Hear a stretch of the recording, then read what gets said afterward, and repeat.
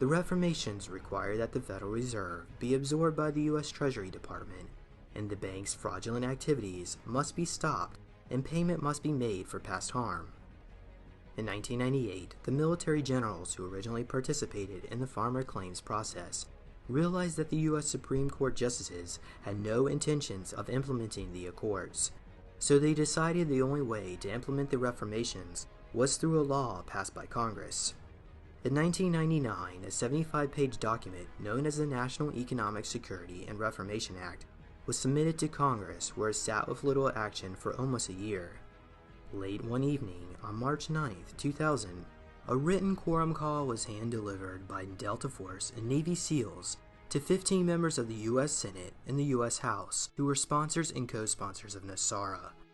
They were immediately escorted by the Delta Force and Navy SEALs to the respective voting chambers, where they passed the National Economic Security and Reformation Act.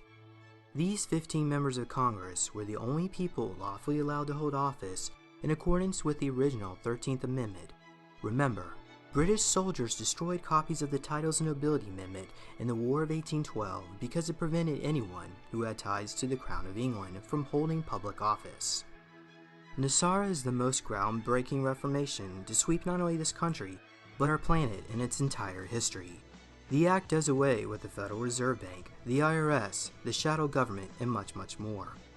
Nesara implements the following changes.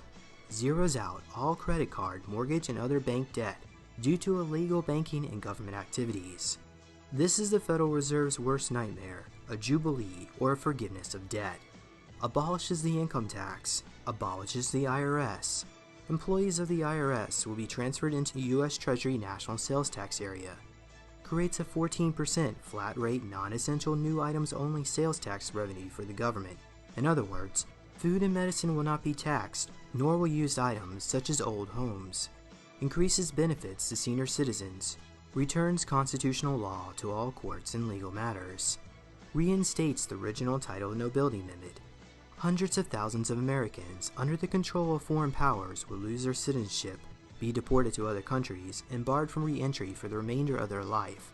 And millions of people will soon discover their college degrees are now worthless paper. Establishes new presidential and congressional elections within 120 days after Nesara's announcement. The interim government will cancel all national emergencies and return us back to constitutional law. Monitors elections and prevents illegal election activities of special interest groups.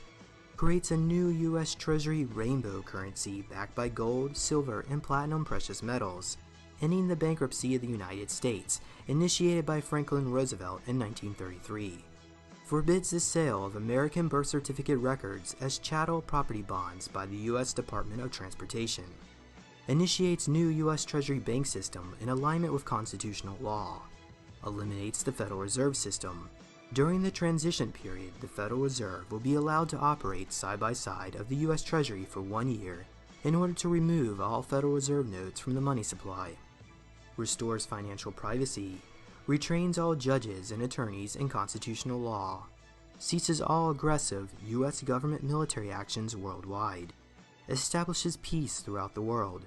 Releases enormous sums of money for humanitarian purposes. Enables the release of over 6,000 patents of suppressed technologies that are being withheld from the public under the guise of national security, including free energy devices, anti-gravity, and sonic healing machines. I want the American people to know today that I am still committed to working with people of good faith and goodwill of both parties to do what's best for our country. Because President Clinton's clone had no interest in signing Nesara into law, on October 10, 2000, under orders from U.S. military generals, the elite Naval SEALs and Delta Force stormed the White House and under gunpoint forced Bill Clinton to sign Nesara into law. During this time, Secret Service and White House security personnel were ordered to stand down, disarmed, and allowed to witness this event under a gag order. From its very inception, Bush Sr., the corporate government, major bank houses in the Carlyle Group have opposed Nesara. To maintain secrecy, the case details and the docket number were sealed and revised within the official congressional registry to reflect a commemorative coin, and then again, it was revised even more recently. This is why there are no public congressional records and why a search for this law would not yield the correct details until after the reformations are made public. You probably never heard of this law due to an extremely strict gag order placed upon politicians, media personnel, and bank officers. Even though Alex Jones or Ron Paul will not tell you about it, the law is still valid.